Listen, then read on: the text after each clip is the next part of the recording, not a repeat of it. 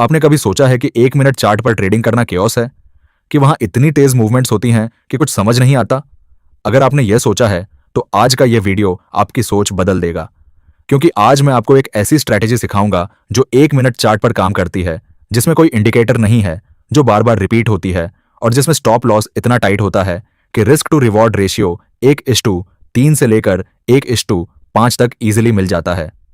इस स्ट्रैटेजी का नाम है स्लो डाउन और सेटअप। ये दो शब्द हैं जो पूरी स्ट्रैटेजी को डिफाइन करते हैं। स्लो डाउन मतलब मार्केट जब एक डायरेक्शन में चलते चलते रुकता है और साइडवेज होने लगता है, और सेटअप मतलब वो एग्जैक्ट मोमेंट जब आप समझते हैं कि अब मार्केट फिर से मूव करेगा और आप उस मूव से पहले एंटर करते हैं। इन दोनों को पहचानना सीख गए तो 1 मिनट चार्ट आपके लिए केओस नहीं, एक रोड मैप बन जाएगा। पहले यह समझते हैं कि यह स्ट्रैटेजी 1 मिनट चार्ट पर क्यों काम करती है। बहुत से ट्रेडर्स सोचते हैं कि जितना बड़ा टाइम फ्रेम उतना बेटर, लेकिन यह हमेशा सच नहीं है। 1 मिनट चार्ट पर वही चीजें होती हैं जो 15 मिनट या 5 मिनट चार्ट पर होती हैं। रेंज बनना, ब्रेकआउट होना, पुल बैक आना। फर्क सिर्फ स्पीड का है। और जब आप एक कॉन्सेप्ट को 1 मिनट पर एग्जीक्यूट करते हैं तो आपका स्टॉप लॉस बहुत टाइट होता है, जिसका मतलब है कम रिस्क पर ज्यादा रिवॉर्ड। लेकिन, और यह बहुत इंपॉर्टेंट है, 1 मिनट चार्ट पर हर वक्त ट्रेडिंग नहीं होती। इस स्ट्रैटेजी के लिए सबसे अच्छा समय है लंदन सेशन। भारतीय समय के अनुसार यह रफली दोपहर 1:30 बजे से शाम 5:30 बजे तक होता है। लंदन सेशन में मार्केट वॉलेटिलिटी सबसे ऑर्गेनाइज्ड होती है, यानी मार्केट एक डायरेक्शन में प्रॉपर्ली मूव करता है, रेंज क्लियरली बनती है और ब्रेकआउट्स क्लीन होते हैं। और एक इंपॉर्टेंट बात, यह स्ट्रैटेजी फ्रैक्टल है, मतलब यही कंसेप्ट 5 मिनट 15 मिनट चार्ट पर भी इक्वली काम करती है।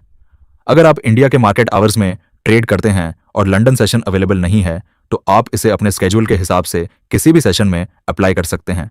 कॉन्सेप्ट वही रहेगा, बस टाइम फ्रेम और सेशन अलग होगा। अब स्ट्रैटेजी के कोर पर आते हैं। पूरी स्लो डाउन और सेटअप स्ट्रैटेजी एक सिंपल ऑब्जर्वेशन पर बेस्ड है। मार्केट हमेशा एक पैटर्न फॉलो करता है। वो एक डायरेक्शन में मूव करता है, फिर रुकता है और साइडवेज हो जाता है, फिर उस साइडवेज फेज से बाहर निकलता है और फिर मूव करता है। यह साइकिल बार बार रिपीट होती है, 1 मिनट से लेकर मंथली चार्ट तक, और इसी साइकिल का फायदा उठाना है। पहला फेज है ट्रेंड मूव। मार्केट एक डायरेक्शन में, चाहे बुलिश हो या बेरिश, स्ट्रांगली मूव करता है। यह आपको बताता है कि मार्केट का मोमेंटम किस तरफ है। दूसरा फेज है स्लो डाउन, यानी रेंज फॉर्मेशन। यह स्ट्रैटेजी का पहला और सबसे इंपॉर्टेंट वर्ड है। जब वो स्ट्रांग मूव रुक जाती है और प्राइस एक छोटे से बॉक्स में ऊपर नीचे होने लगती है, न क्लियरली ऊपर जा रही है न क्लियरली नीचे, उसे कंसोलिडेशन या रेंज कहते हैं।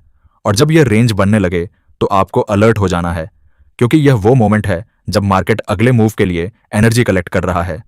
तीसरा फेज है मिटिगेशन। यह थोड़ा टेक्निकल शब्द है, लेकिन कॉन्सेप्ट सिंपल है। जब रेंज बन रही होती है तो प्राइस अक्सर पहले थोड़ा नीचे आती है, पिछले सपोर्ट या डिमांड जोन को टच करने के लिए, और फिर वापस रेंज में आ जाती है। यह मिटिगेशन है। इसे आप एक नेचुरल क्लीनअप समझ सकते हैं जो मार्केट करता है ब्रेकआउट से पहले।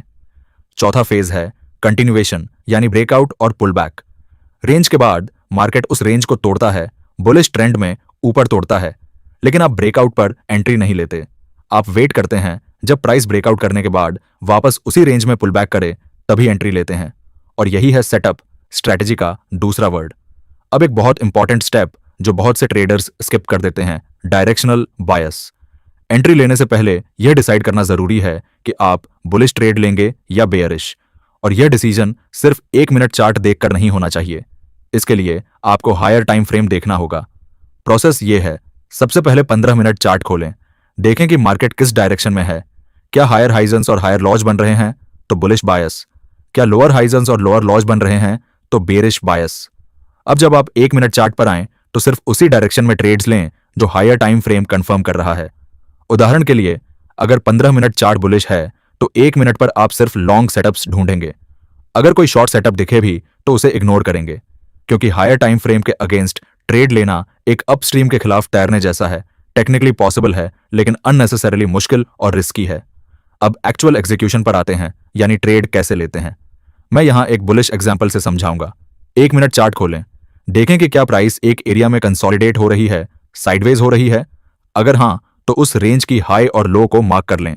यह आपका ट्रेडिंग जोन बन गया। अब बस वेट करना है। जब प्राइस उस रेंज को ब्रेक करे हायर टाइम फ्रेम बायस के डायरेक्शन में, तो नोट करें कि ब्रेकआउट हो गया, लेकिन अभी एंट्री नहीं लेनी। ब्रेकआउट के साथ अक्सर एक तेज मूव होती है जो बहुत से ट्रेडर्स को अट्रैक्ट करती है और वो तुरंत एंट्री ले लेते हैं। यह गलत है, क्योंकि ब्रेकआउट के तुरंत बाद प्राइस अक्सर वापस आती है और यही आपका असली एंट्री पॉइंट है। ब्रेकआउट के बाद प्राइस जब उस पुरानी रेंज में वापस पुल बैक करे, उस पुल बैक पर एंट्री लें। यह पुल बैक क्यों होता है? क्योंकि स्मार्ट मनी ब्रेकआउट के बाद अपनी रिमेनिंग ऑर्डर्स को उसी रेंज के लेवल पर फिल करता है।